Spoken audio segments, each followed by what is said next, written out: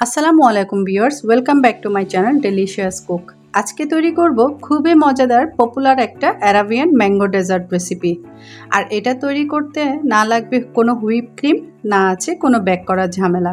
খুবই ইজি একটা রেসিপি, আর এটা মুখে দিলেই ওয়াও, মন চাইবে শুধু খেতেই থাকে আর খেতেই থাকে, এতটাই টেস্টি হয় খেতে। এটা তৈরি করতে জাস্ট 10 থেকে 15 মিনিটের মতো সময় লাগবে। আশা করছি আপনাদের কাছেও ভালো লাগবে। ভালো লাগলে ভিডিওতে একটা লাইক দেবেন, শেয়ার করবেন, সেই সাথে আমার চ্যানেলটি সাবস্ক্রাইব করে পাশে থাকবেন। তো ডেজার্ট তৈরি করার জন্য আমি প্রথমে এখানে একটা বড় সাইজের আম নিয়েছি। তারপর আমটাকে কেটে আমি এভাবে ছোট ছোট কিউব করে কেটে নিব। তবে এই অর্ধেকটা আম দিয়ে আমি পিউরি তৈরি করব, আর বাকিটা আম দিয়ে প্রেজেন্টেশনের জন্য ছোট ছোট করে কেটে রেখে দেব। তো আমার এখানে আমগুলো কেটে নেওয়া হয়েছে। এখন আমি এই আমগুলোকে একটা ব্লেন্ডারে ব্লেন্ড করে নিব। আর ব্লেন্ড করার সময় এখানে 2 টেবিল চামচ পরিমাণ চিনি অ্যাড করলাম। আর এখানে আলাদা করে অন্য কোনো কিছু অ্যাড করার প্রয়োজন নাই। জাস্ট 25 থেকে 30 সেকেন্ডের মতো ব্লেন্ড করে নিলেই কিন্তু যথেষ্ট। তো দেখতে পাচ্ছেন এখানে আমাদের আমের পিউরিটা রেডি।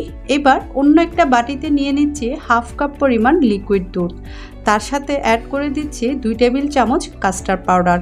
এবার এটাকে ভালোভাবে মিক্স করে নিতে হবে, তবে খেয়াল রাখবেন যেন কোনো দলা পেকে না থাকে। ব্যাস, এটাও কিন্তু রেডি। এবার চুলায় একটা প্যান বসিয়ে তাতে দিয়ে দিচ্ছি 1 কাপ পরিমাণ লিকুইড দুধ। এরপর আমরা যে কাস্টার্ড পাউডারটা মিক্স করে রেখেছিলাম ওটা দিয়ে দিচ্ছি। সাথে দিয়ে দিচ্ছি 1/4 কাপ পরিমাণ চিনি। তবে মিষ্টির পরিমাণটা আপনারা আপনাদের পছন্দ মতো অ্যাড করবেন। এবার চুলার হিটটাকে মিডিয়ামের মাঝামাঝিতে রেখে প্রায় 4 থেকে 5 মিনিটের মতো জাল করে নিলেই দেখতে পারবেন মিশ্রণটা কিন্তু অনেকটাই ঘন হয়ে এসেছে। ঠিক ওই পর্যায়ে চুলাটা অফ করে দিতে হবে, আর এটাকে ঠান্ডা করে নিতে হবে। আর চুলা থেকে নামিয়ে এটাকে ঠান্ডা করে নিতে হবে। তো মিশ্রণটা যখন পুরোপুরি ঠান্ডা হয়ে আসবে তখন আমরা যে আমের পিউরিটা তৈরি করে রেখেছিলাম তার মধ্যে ঢেলে দিতে হবে। এবার এটাকেও একটা সাইডে রেখে দিচ্ছি। এরপর এখানে আমি একটা সার্ভিং ডিশে কয়েক পিস ব্রেড স্লাইস নিয়েছি। ব্রেডগুলো দিয়ে একটা লেয়ার তৈরি করে নিব। তবে এখানে আপনারা আপনাদের পছন্দ মতো যে কোনো সার্ভিং ডিশে সাজিয়ে নিতে পারেন। এবার আমরা যে মিশ্রণটা তৈরি করেছিলাম তা উপর থেকে এভাবে স্প্রেড করে দেব। এর মধ্যে কিছুটা বাদাম কুচিও কিন্তু ছড়িয়ে দিচ্ছি। এবার ব্রেড দিয়ে ঠিক একইভাবে আমি আরেকটা লেয়ারও তৈরি করে নিব। তবে সাইডে যদি এইরকম একটু একটু ফাঁকা থাকে সেখানেও কিন্তু আপনারা ব্রেড দিয়ে কভার করে দিতে পারেন। এবার আবারও মিশ্রণটা দিয়ে সব দিক থেকে স্প্রেড করে দিচ্ছি। এবার আবারও মিশ্রণটা দিয়ে সব দিক থেকে এভাবে স্প্রেড করে দিচ্ছি। তারপর ঠান্ডা হওয়ার জন্য আমি এটাকে প্রায় 15 থেকে 20 মিনিটের জন্য ফ্রিজে রেখে দিব। তো দেখতে পাচ্ছেন এটা খুব ভালোভাবে সেট হয়ে গিয়েছে। এবার এই ডেজার্টের উপর আমি প্রেজেন্টেশনের জন্য কিছু ফ্রেশ ক্রিম দিয়ে স্প্রেড করে দিচ্ছি। তারপর আমরা যে আমের পিউরিটা করে রেখেছিলাম তাও এভাবে উপর থেকে দিয়ে একটা টুথপিক দিয়ে এভাবে ডিজাইন করে নিচ্ছি।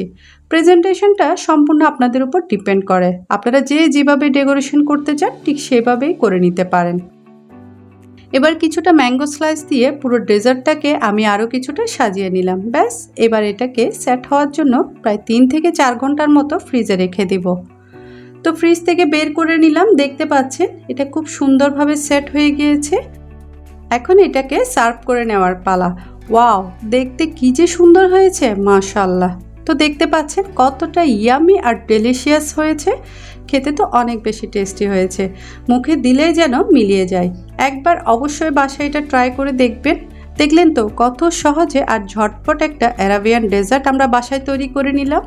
আর যখনই আপনার ডেজার্ট খেতে মন চাইবে তখনই আপনি ঝটপট এটা বানিয়ে নিতে পারেন, অথবা বাসায় গেস্ট আসলেও কিন্তু আপনারা এই ডেজার্টটা তৈরি করে দিতে পারেন। আশা করছি আমার আজকের রেসিপিটা আপনাদের কাছে ভালো লেগেছে। আর ভালো লাগলে অবশ্যই ভিডিওতে লাইক, শেয়ার, কমেন্ট করবেন। আর এই ধরনের রেসিপিগুলো পেতে অবশ্যই ডেলিশিয়াস কুকের সাথে থাকবেন। তো আজকে এই পর্যন্তই। আল্লাহ হাফেজ।